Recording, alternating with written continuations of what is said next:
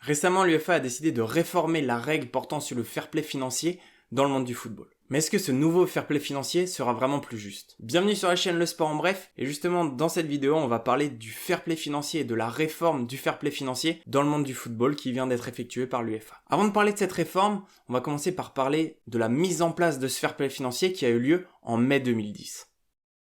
L'objectif de la mise en place du fair play financier était de limiter les pertes financières de chacun des clubs, et donc d'apporter une stabilité financière et un équilibre des comptes pour chacun de ces clubs. Et ce fair play financier, il a notamment été nécessaire suite à l'arrivée de clubs-États, comme par exemple le PSG ou Manchester City, qui sont des clubs qui sont détenus par des États. Et donc pour ces clubs, la rentabilité économique n'est pas du tout un objectif. Ils vont donc dépenser énormément d'argent pour avoir des équipes qui sont extrêmement compétitives afin de remporter les compétitions européennes. Mais ce qui fait que, vu que ces équipes sont extrêmement compétitives dans un objectif qui n'est pas de rentabilité financière, alors les autres clubs, eux, ne peuvent plus lutter. Cette première version du fair play financier, elle établissait une règle. Sur 3 ans, les clubs ne pouvaient pas être endettés de plus de 30 millions d'euros. Ce qui fait que sur 3 ans, ils allaient avoir un certain nombre de gains, et parmi ces gains-là, ils ne pouvaient dépenser pas plus de 30 millions d'euros de plus que ce gain. Et on sait bien aujourd'hui, vu les marchés et le marché du football, que 30 000 euros, c'est vraiment pas grand chose. Sachant que, en plus de ça, 30 millions d'euros de pertes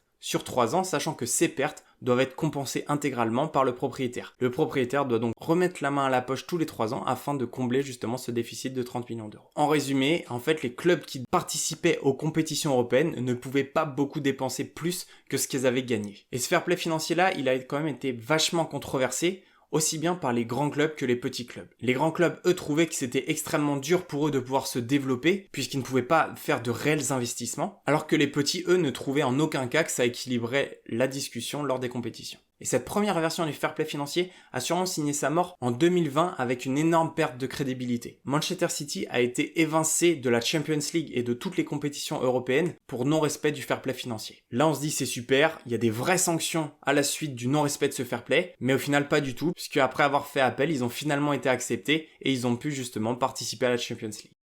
Après un premier assouplissement de ce fair play financier fin 2020 pour éviter une vague de faillites de clubs due à la pandémie de Covid-19, le 7 avril 2022, l'UEFA a réformé ce fair play financier pour une nouvelle version. Alors il faut pas non plus s'attendre à une révolution extraordinaire, mais on est passé d'un endettement de 30 millions d'euros sur 3 ans à 60 millions d'euros sur 3 ans, ce qui fait qu'on a doublé, sachant que ces 60 millions d'euros doivent toujours être compensés par le propriétaire si vraiment il y a un déficit au bout de ces 3 années. La plus grosse réforme de cette nouvelle version du fair play financier, elle est pas vraiment dans les actes, mais plutôt dans la philosophie, puisque le nom fair play financier va être remplacé par règle de fiabilité financière. L'objectif maintenant, il est plus d'assurer un équilibre des comptes pour chacun des clubs, mais de limiter les dépenses de chacun de ces clubs sur les salaires, les indemnités de transfert et les commissions d'agents. Ce qui fait qu'en parallèle de cette nouvelle règle d'une limite de déficit de 60 millions d'euros sur 3 ans, ils ont mis en place le salary cap. Ce salary cap, il vient donc en supplément du fair play financier et il vise à ce que en 2025, la masse salariale des clubs ne pourra pas être de plus de 70% des revenus de ce même club. Pour ça, ils vont pas le faire de manière totalement brute à partir de 2025, ils vont l'échelonner dans le temps avec en 2023 un salary cap qui sera donc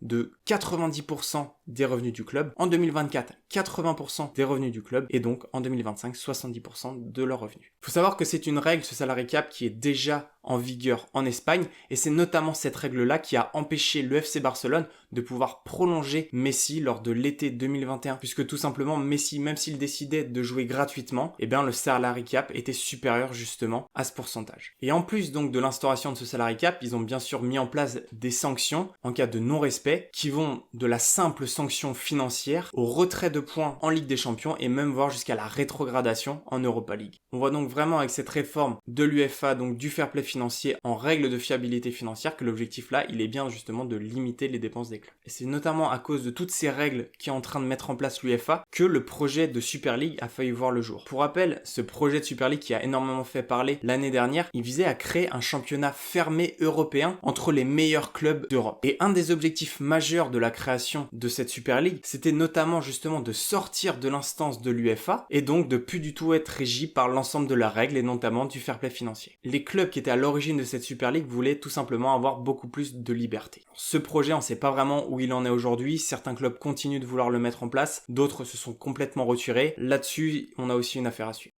Mais donc toujours est-il que donc cette Super League, elle n'a pas été mise en place et donc que l'ensemble des clubs d'Europe seront soumis à cette nouvelle règle du fair play financier à partir de 2022. Cette nouvelle version, elle fait quand même pas mal parler. Il y a certaines personnes qui pensent toujours que les clubs riches s'enrichiront avec cette nouvelle version. On verra bien, c'est difficile de le dire et donc affaire à suivre.